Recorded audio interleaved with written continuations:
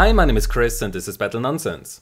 A few weeks ago I published a video where I showed you different technologies that aim to prevent tearing, which is this ugly issue here that is caused when the graphics card updates the front buffer with a new image while there is a scan happening at the same time. So as a result you see parts of two different images on your monitor, and depending on how much they differ, the tearing will be more or less severe. So in that video I explained how V-Sync, G-Sync, FreeSync and FastSync prevent tearing, what the differences between these technologies are, and why I can currently not recommend to use FastSync. So if you have not seen that video yet and want to know more about these different technologies, then you can either click at the annotation or use the link inside the description to go directly to that video. So in that video I showed you how different frame rates as well as V-Sync and FastSync affect the responsiveness or input lag in your games. But sadly I could not provide you with data for Nvidia's G-Sync and AMD's FreeSync because I didn't have access to the required hardware. So all I could say was that these technologies provide less input lag than V-Sync, because that's also the official message from both AMD and Nvidia. As far as I'm aware of, none of them ever claimed that G-Sync and FreeSync do not add any additional lag at all. So after I published this video I got a lot of requests to finally test G-Sync. So I decided to simply try and contact ASUS and ask them if they would be interested in having me test one of their G-Sync monitors. Honestly, I did not expect to even hear back from them because I have a really small channel with less than 50,000 subscribers, so there is not much for them to gain in terms of publicity. But just a few days later they contacted me and offered to send me an ASUS Swift PG248Q monitor for testing, because they watched a few of my videos and they did like my testing methods, but even more how I managed to explain these complex topics in a form that everyone can understand.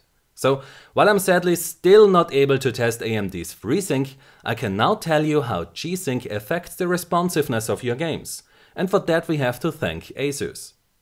But before we take a look at my tests, I want to make clear that I did not get paid by ASUS nor Nvidia to make this video, neither did I get this monitor for free. When you are watching this video then it will already be on its way back to ASUS, which is the normal procedure when you get a test or review sample of a product. So I have no reason to sugarcoat any of the test results. What you will get is my honest opinion and facts. Alright, so let's take a look at a few of the details of this monitor that are important for the topic of this video. It has a 24-inch TN panel with a display response time of 1 millisecond from gray to gray and a resolution of 1920 by 1080. It has one HDMI 1.4 connector which supports refresh rates of up to 60 Hz. And it has one DisplayPort 1.2 connector which has a default maximum refresh rate of 144 Hz, but you can also overclock it to 160, 170 or 180 Hz, which will add that refresh rate to the list of available rates.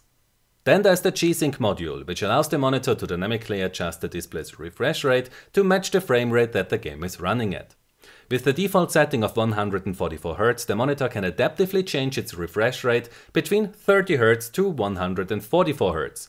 And when you use one of the higher overclock values like 180 Hz, then it can adjust the refresh rate dynamically between 30 and 180 Hz. So these are a few of the things where I think that they are very important for you to know in the context of this video. But if you want to find out about the full specifications of this monitor, then you can find the link to the product's website in the description down below. Now, before we take a look at the results from the input lag tests, I want to show you how G-Sync works and what you have to take care of to ensure that it's even active. Because based on some topics I read, I think that there are quite many people out there who are under the impression that they use G-Sync while it's not even active. So I'm using a GTX 1070 here with a clean installation of the latest Nvidia driver, which means that all the settings are at their default. Now, when I open the Nvidia control panel, then G-Sync will be active once the monitor has been connected to the graphics card. A very nice feature that helps us to check if G-Sync is active is the FPS counter that you can enable inside the on-screen menu of the monitor.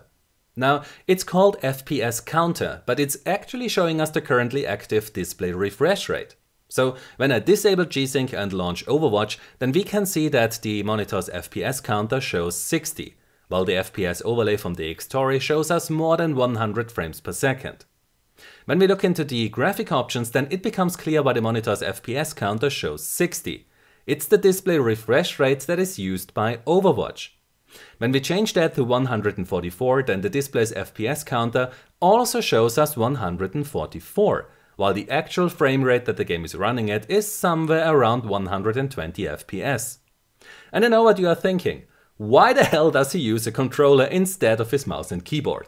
Well, that's because I'm sitting behind the camera about 2 meters away from my mouse and keyboard. I'm not actually playing Overwatch with the controller. Now let's change the display refresh rate back to 60 inside Overwatch. Exit Overwatch, and then we enable G-Sync inside the Nvidia control panel. When we now launch Overwatch again, then we see that the monitor's FPS counter is in sync with the frame rate that the game is running at. So right now G-Sync is active and dynamically adjusts the monitor's refresh rate to match the frame rate, which eliminates the tearing and provides us with very smooth motion. However, when you watch this video on YouTube, then it will not be as smooth as what I see here, because both YouTube and the camera that I used to record this work with just 60 frames per second, so that will most likely introduce some stuttering in the video that you are watching. Now, if you paid attention to what I did a few moments ago, then you will wonder how the monitor can now use a refresh rate of more than 60 Hz, because that's what we told Overwatch to use. That is caused by this option here inside the Nvidia control panel, which will cause that G-Sync always is able to use the maximum display refresh rate and not the rate that is configured inside the game. If you do not want that, then you just have to change this value here. But with the default, you simply don't have to bother anymore which rate you select inside the configuration of the game, as the monitor will always be able to use the maximum refresh rate when G-Sync is active, and that's really what we want. Now, what happens when your graphics card can produce a frame rate that is higher than the display's refresh rate? In this case 144 Hz, as I'm still using the default setting and not one of the overclock values. Now the monitor's FPS counter shows 144, because that's the display refresh rate that is now active when the game is running at more than 144 FPS. What the 60 Hz camera is not quite able to capture is that the motion is now not as smooth as it was before when the frame rate was below 144. That is because G-Sync only works when your frame rate is between 30 to 144 FPS. If it is lower or higher than that, then G-Sync is disabled. It might become a bit clearer when I limit the frame rate to 144, where G-Sync is already disabled. Now there's a lot of tearing and stuttering going on, but to be fair, the 60 FPS camera makes it look worse than it really is. When I then limit the frame rate to 142 instead of 144, then G-Sync kicks in. It eliminates the tearing and we get perfectly smooth motion on our monitor. But again, you might see some stuttering because this camera only records 60 frames per second and YouTube does not support higher rates either.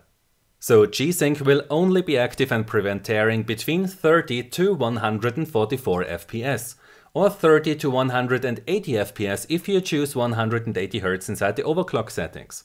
When your frame rate is higher than the maximum display refresh rate, then G-Sync is disabled. So you just have to limit your frame rate to slightly below the maximum display refresh rate to prevent the tearing that happens once your render rate is higher than your maximum refresh rate. Or instead of limiting your frame rate, you could also simply enable V-Sync inside the graphic options, which will then lock the frame rate to 144 FPS and the display refresh rate to 144 Hz. If the graphics card now fails to maintain 144 FPS in this situation, then V-Sync will be turned off automatically and G-Sync takes over, which you can see here now as the monitor's FPS counter and so the monitor's refresh rate are adapting to the game's frame rate again, which is now below 144 FPS. So, as you've seen in these videos, the monitor's FPS counter is a great tool when you want to be sure that G-Sync is actually active. Now, what will cause less input lag? Limiting your frame rate to slightly below the display's refresh rate so that G-Sync is always active, or is there less lag when you use V-Sync? This is one of the key questions that my input or button to pixel lag tests will answer.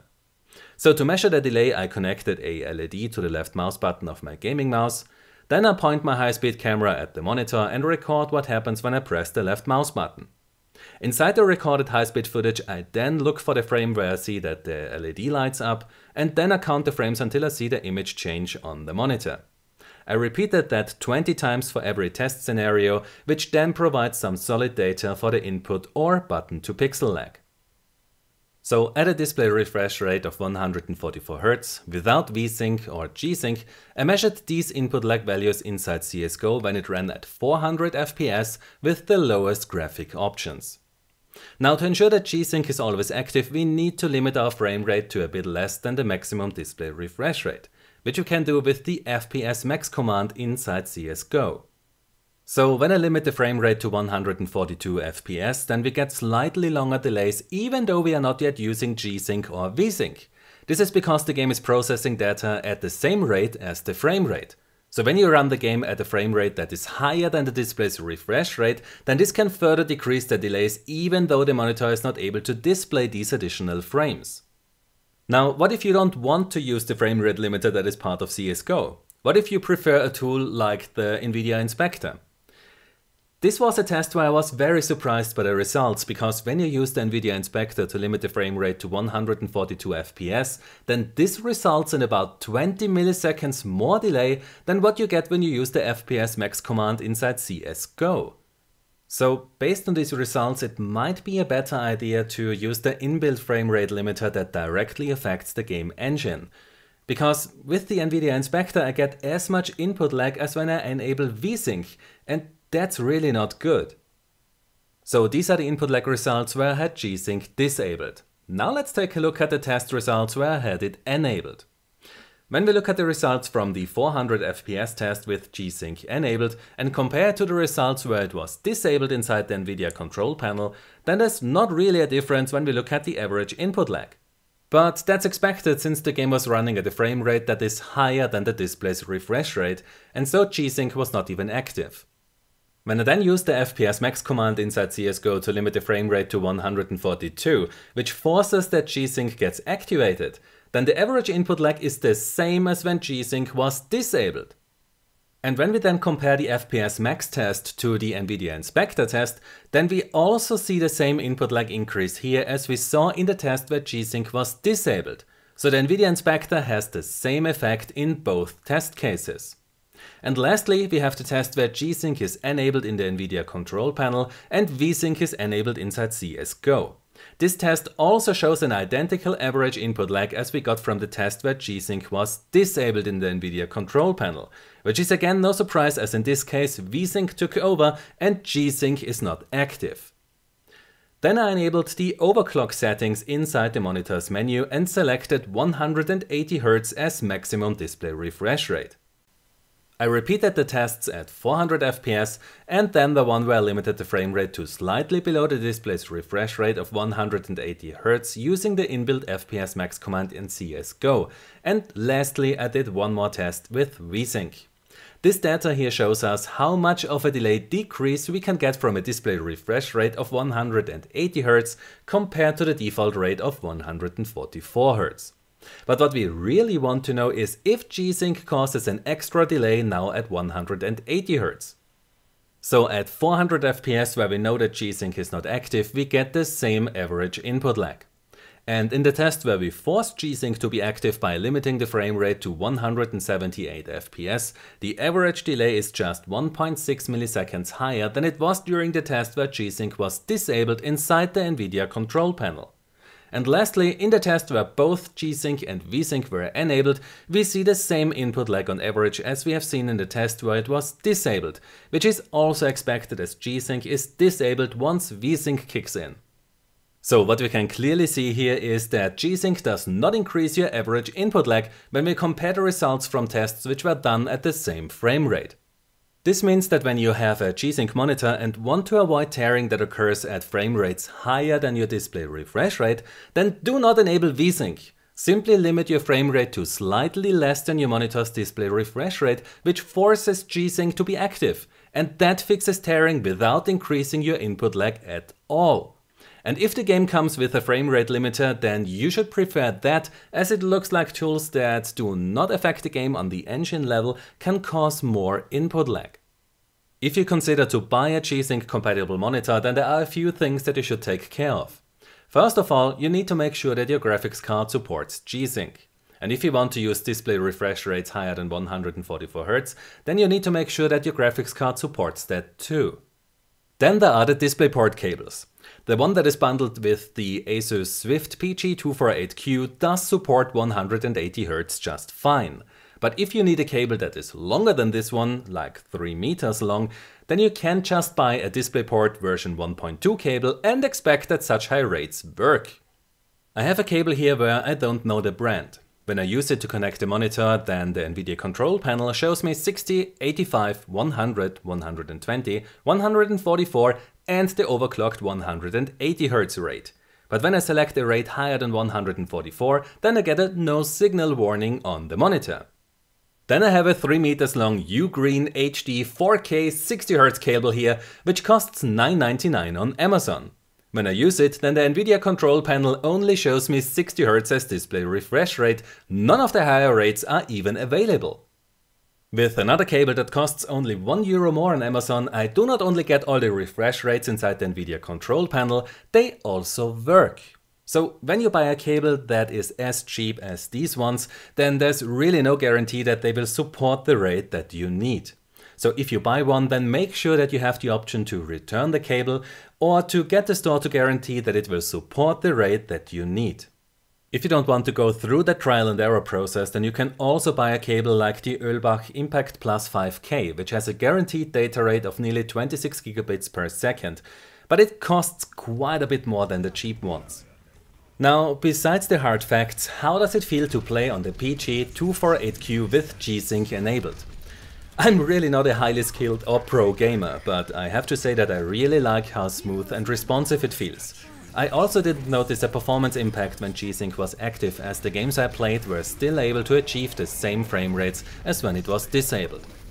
However, when you play first-person shooters or any other fast-paced game, then even with G-Sync you want to make sure that you maintain a high and stable frame rate at all times. Because when it goes up and down between 60 and 120 FPS, then G-Sync will eliminate tearing. However, it cannot fix the issue that such massive frame rate changes negatively affect your aim and your timings. So even with G-Sync you have to make sure that the frame rate you play at is relatively stable.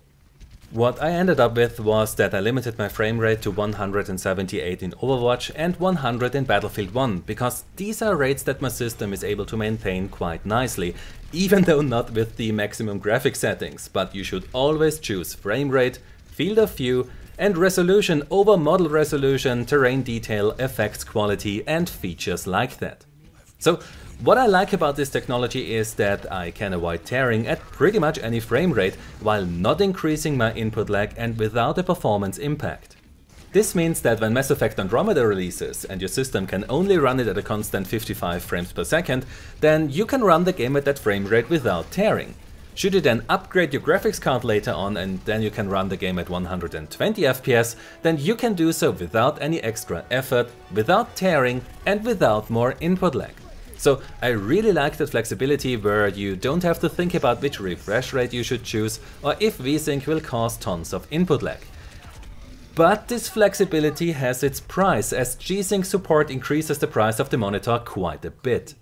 Now, I know that many of you will tell me in the comments that AMD's FreeSync will do exactly the same at much lower costs. This might be true, but I can neither confirm nor deny it, as I'm not able to test this technology. Maybe sometime in the near future I can provide you with test results that tell us if FreeSync does indeed work as good as G-Sync does. But that will be quite a bit harder for me to do, as I will not only need a FreeSync monitor, but also an AMD graphics card for this test. But who knows, maybe this video here will help to get that done in the near future. So, as I said, I did not get paid by ASUS or Nvidia to make this video, nor did I get this monitor for free, as it's already on its way back to ASUS when you watch this video, which is normal when you get review or test samples of a product. If you enjoy these videos where I take a look at the inner workings of video games and other technologies that affect your gaming experience, then you can help me to cover the costs of my channel by supporting me through Patreon. The link is in the description below. If you enjoyed this video, then please give it a like, subscribe for more, and I hope to see you next time. Until then, have a nice day and take care. My name is Chris and this was Battle Nonsense.